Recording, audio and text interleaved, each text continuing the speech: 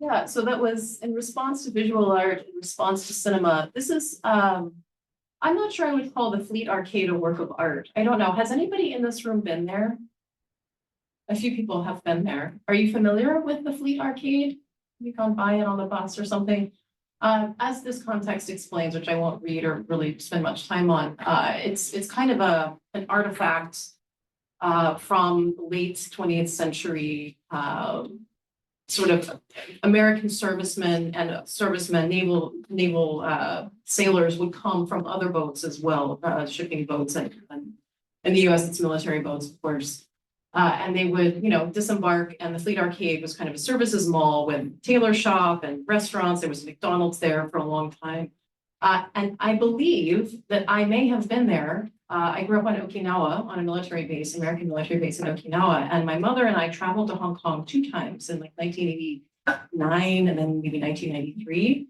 And this is where my mother would have gone, because this is where Americans went, right? This is where she would have gone with me. To go to a tailor shop or something. So for me, this is it's kind of a powerful structure because it's kind of an oddity. And now it's gone. It's been replaced. I'm actually not sure. Is it torn down? Does anybody know? Is the building gone yet? Not yet, probably. So it's been several years since they actually closed it. And also, as this text says, there was a real feeling as I was reading the news, and as I had friends who read Chinese also reading the Chinese news about it. What was largely expressed was maybe not what I would have expected as a person who's from the US living here and writing about the problems caused by the US military, like all over.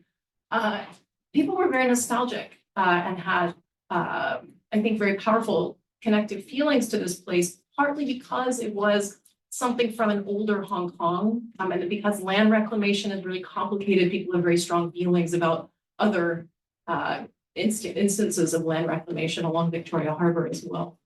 So that said, is it a work of art, this image?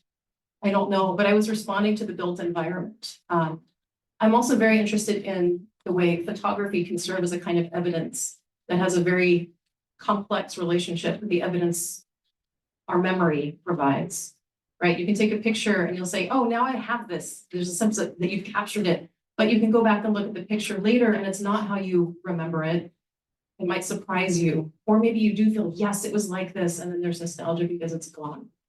The reason I'm talking so much instead of reading the poem is because the poem is kind of impossible to read because it's within an immersive photograph of this place. So Dawn is very kindly going to go inside and move around. If you have a VR headset, like there's lots of different little cardboard ones or gaming ones, you can actually click on VR if you're the website and you can, look around inside. Dawn, could you scroll around a little bit? Oh, it's refreshing. Okay, there we go. Yeah, so if you pause right there, I mean, for me, this is a poem. It says, the clocks are gone that kept fleet time. You can see those, I think it says New York, San Diego, and Hong Kong there, but somebody had taken the clocks down already when I was in. Makes me think of Auden, actually. So the clocks are gone that kept fleet time, relics of the colony. The shops behind you are no more. And if you move, so you don't see my hair, but if you move up a little bit, yeah. Even the sea can be replaced with sand. Paved land, no longer waterfront, lies through these doors. So those doors used to be out to the pier, which it's not any longer. It's barred down and now it's full of sand, reclamation. Those are tables from McDonald's. McDonald's was gone a long time ago. And then there's just this amazing lens flare in this photograph. You keep going all the way around. This is the last line of the poem for me, as I think of it. The past is now too bright to see. So if you're reading this poem on your own, you can read it however you want. I can't control that. I did try and manage to make line breaks and kind of couplets, but it's a very interesting form for me to work in because I'm really kind of collaborating with the space. I have to find some place where you can read the text. And also I want the poem and the photograph to be working together to make meaning. So it's a bit of an odd memorial to the Fleet Arcade.